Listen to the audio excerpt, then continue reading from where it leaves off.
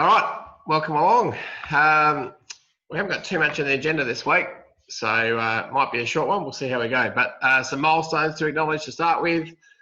First Division 1 game on the boundary, Cole Smith. So, Paul, I know you're on the line. Your lad's getting a run in Div 1 this week. 50th game, a couple of fieldies, Jason Evans and Josh Lesky, and Sam Scarman on the boundary. And 100th game, Daniel Barbovic in the field. So well done to you guys. A couple of small issues. Water bottles. There was a note in John Kernan's update last week. The clubs have been notified that due to COVID, players have to have individual water bottles during a game, and they're not to use drink racks. I wouldn't get too concerned about it. We're out there to umpire the game, obviously. But if you are worried about something that the club's doing, just document it in the app so we can follow it up during the week, or the league can follow it up. There are going to be occasions where you might see something that the club isn't doing right, and we might need to have a quiet word to them just to make sure that they don't get themselves in trouble. The other note I had is about having 2 yellow cards given out during a game to the one player. Just a reminder, I had a bit of a muck up in one of the games on the weekend. So just for those of you that remember that do have it happen in a game, make sure you take note. So the second yellow card turns into a red card, which means that player is sent off for the rest of the game. There's no discretion in that regard. And the team has to play a player short for 10 minutes. When it comes to documenting that in the app after the game, don't complete the red card section. Just put it in the yellow card section that that player received 2 yellow cards, and that player will then receive an automatic further 1 week suspension. If you feel like that further suspension isn't warranted, give me a call before you enter the details into the app, and we'll have a chat about it. And if I agree with your assessment, then we can just put it into the system as 1 yellow card. But yeah, I want you to have a chat with me before you do that. But yeah, just a standard procedure during a game. The player's off the rest of the game. The team plays a player short. And yeah, any questions on that? All right. Let's get straight into the coaching video. Hopefully you might have had a chance to have a quick look at it. Sent out the link this morning. And so what's your decision to start with? And then it moves on to some keep it simple is the topic, examples. So just give me the thumbs up if you can see that video. Ready? All right. Now I just need to find a way.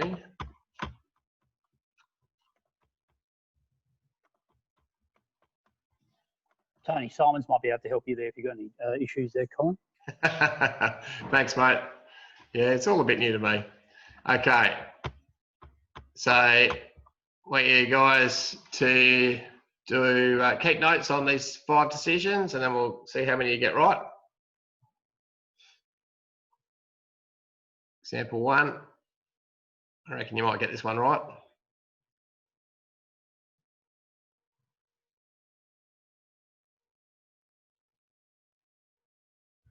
All right, we'll just keep it rolling. It's fairly simple one, you would think.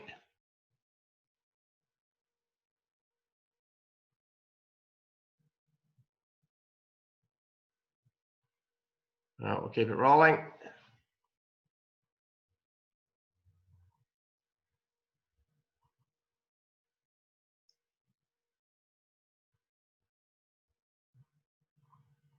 Okay, we'll have a chat about it in a minute. Just if you're taking notes, make sure you've got 3 answers.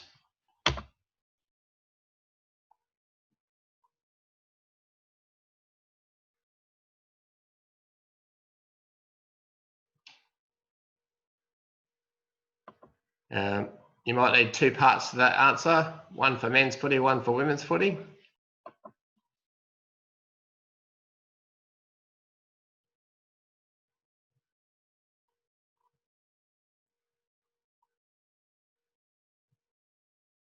All right.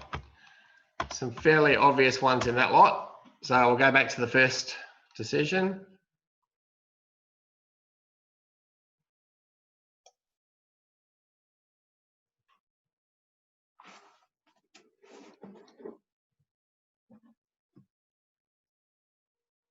Okay, there should be no excuses about internet coverage on that one. I would think, Jason Evans, do you want to unmute yourself and have a go at that one? Can you unmute yourself? That guy's gone. Do you want to give a bit more description on what you mean by that? Well, he steps inside to break from the tackle or to avoid the tackle, and he's caught. And good high tackle, legal. Doesn't dispose of it, doesn't attend to it, but he was running prior, gone. Okay, so first question you ask yourself in that is, was it a prior opportunity? The first thing I would think was the tackle legal. Oh, hang on, we'll get to that. No, the first thing you ask is, was there a prior opportunity? Yeah, he's running with the ball. Yep, yeah, clearly has a chance to handball kick. Second thing is, yes, was there you're right, was there a legal tackle? Yep. Yep.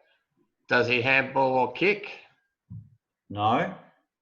So the decision is, he's gone. Incorrect disposal. Well, it's holding the ball. So yeah, we both agree on that one. Thanks, Jose. Next Pleasure. example.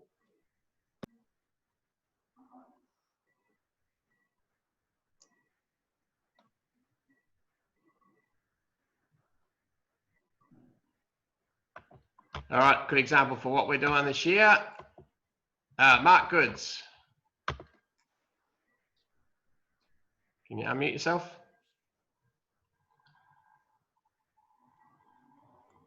There you go. Went to ground, pulled the ball in underneath, made no attempt to get rid of it, holding the ball. Correct. So because he's on the ground, it's his obligation to knock the ball clear. The moment he takes possession, we consider that the prior opportunity because he's on the ground. Ball's held in. The ball tends to pop out even from out of his arms, but it's still a pack develops, and he's caused that pack by taking possession. So yes, holding the ball. Thanks, Mark.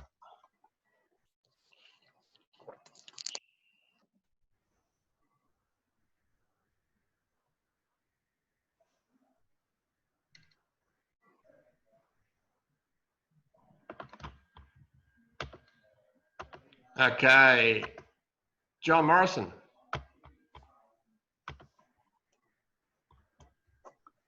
Hi, Colin. In that one, the player's taken possession of the ball on the boundary line. He's kicked the ball back into play, and after he's kicked the ball, he's been taken down unfairly. So I'd pay an FAD downfield. Spot on. Well described, and worth having a quick chat with the player. It's not the worst FAD ever, but it's definitely worth paying. Good control free kick. And if you've got your eyes on the last act of play, you're going to pick that up. So, yep, spot on.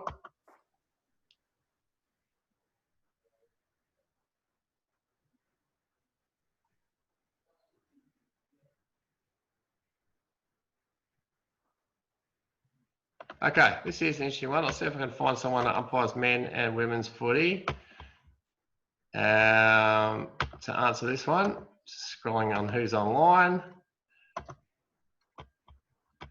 Who can I pick on? A lot that don't want to show their face. Anthony Wesley, can you unmute yourself? Oh, you're on the iPhone. You might not have been able to see it that well with the vision. Yeah, I'll let you go. Howard, do you want to have a go at answering that? Well, you don't umpire a lot of women's footy. What would you do in a men's game if you saw that? Actually, I did my first women's game yesterday with Vic, so it was very good. Actually, quite enjoyed it. To me, it looked like he was being held in the ruck, potentially not in possession. I didn't see that one, but even if he was, let's move on to the last part, which is really what the example is all about. Yep. Do you want to have another look? Yeah, wouldn't mind actually. Thanks. Do you do that in a game? Can you say, "Can I have another look"? Is that what happens? Cool with the videotape.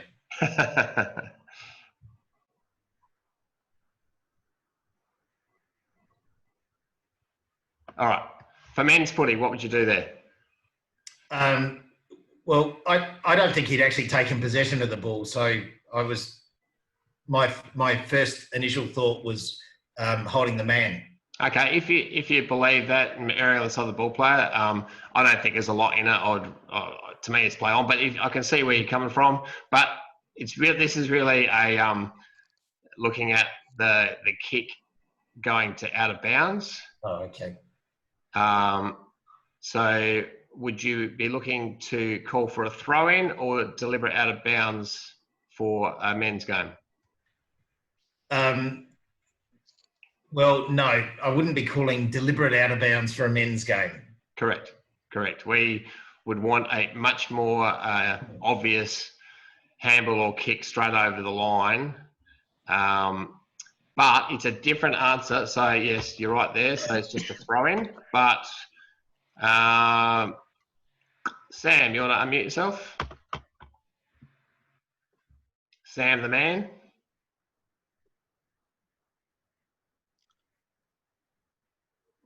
You there, Cole? I think Sam's having trouble unmuting himself. Is that Barry? Go, Baz. Hang on, yeah. Oh, sorry. Go, Sam. Oh, you saying about women's league? It's free. Yeah, if it's come off the leg, it's a free kick last kick. Yes, that is a free kick for last possession. Yeah.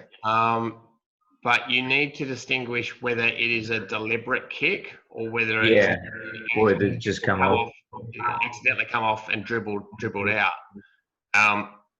If you look at that example close enough and have another look at it, he deliberately kicks it. So the right answer is last possession free kick.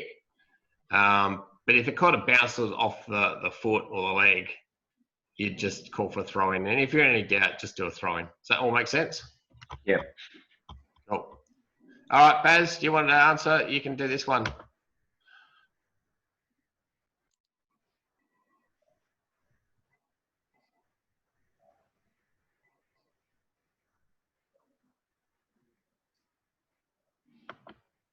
Far away, mate. Barry?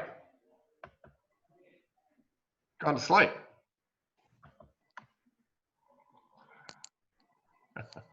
This is working well. Frank, jump in and save me, mate. Yeah, I'm going to go with holding the ball. Cole's had a prior opportunity past the first tackle, doesn't get past the second tackle, so must dispose by hand or foot, doesn't, holding the ball. Great. All right. Let's keep it moving. So, hopefully you got 5 out of 5 on that one. All right, first one's... Now, yeah, Barry. Yeah, I'm out, aren't I? Right. I think that one he had a chance to get rid of it, holding the ball. Yeah. Well done, Barry. I've got back in. No, I dropped out, Cole. No worries, mate. All good. All right. I'll work this out eventually. Let's keep it moving. So this one here.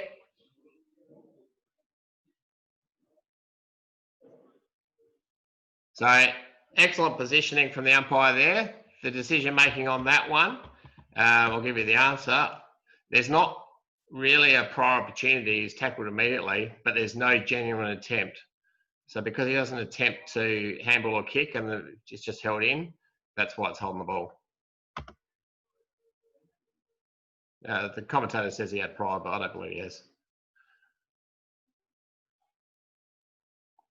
First obvious and blatant free kick.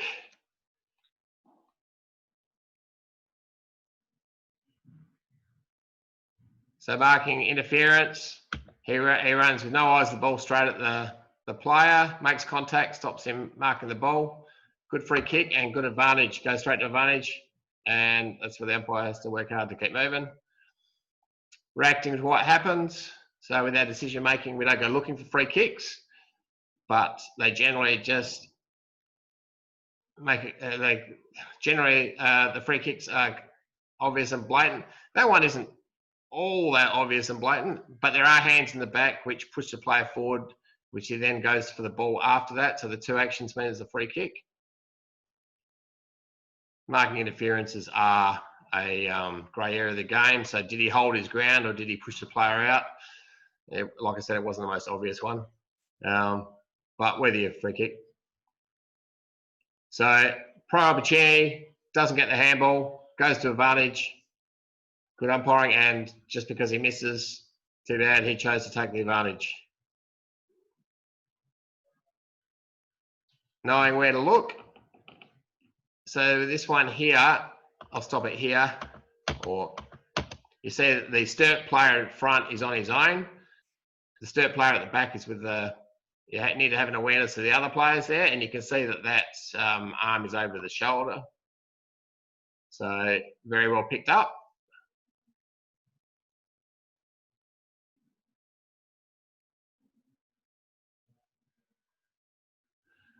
Expect the unexpected. Don't go looking for these free kicks. Running too far is something that you only want to pay the real obvious ones, but you can see he changed his mind, and really the last couple of steps he's just gone too far. But only pay the real obvious running too far. If you start getting technical with that, you start paying them where you might not need to. This is a good example of a holding the ball. He just dives on that. And he needed to tap it clear instead of take possession. Tackle was good there too, Colin. It was indeed, Barry, spot on. So holding the whistle, let it unfold. Just, there's a few fumbles.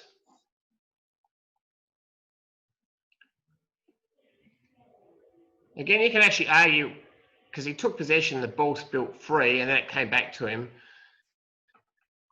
You can argue whether or not he actually had a prior opportunity. I'll be happy for you to say that he did. But the other thing is he makes no genuine attempt either. So whether there's a prior opportunity doesn't really matter. He makes no genuine attempt. And the umpire did well to sum that up and hold the ball. So get the little things right and the big things look after themselves. That's Shane's lesson for the day. That's the coaching video for today. As I said, we didn't have too much to go through tonight. Any comments or questions from the round of footy on the weekend?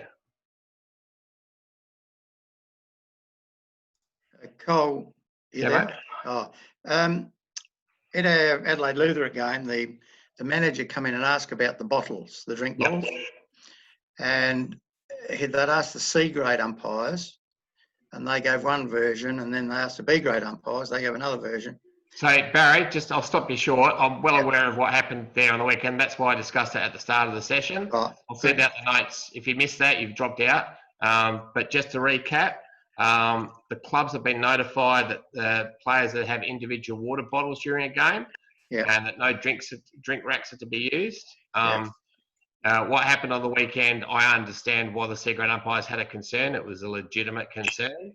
And I don't have a problem with them addressing it last Saturday because we didn't give you any instructions. But from here on in, what I'm saying is don't worry about addressing it on the day. Just put a note in the app and we'll follow up during the week. Easy done. Good anyway.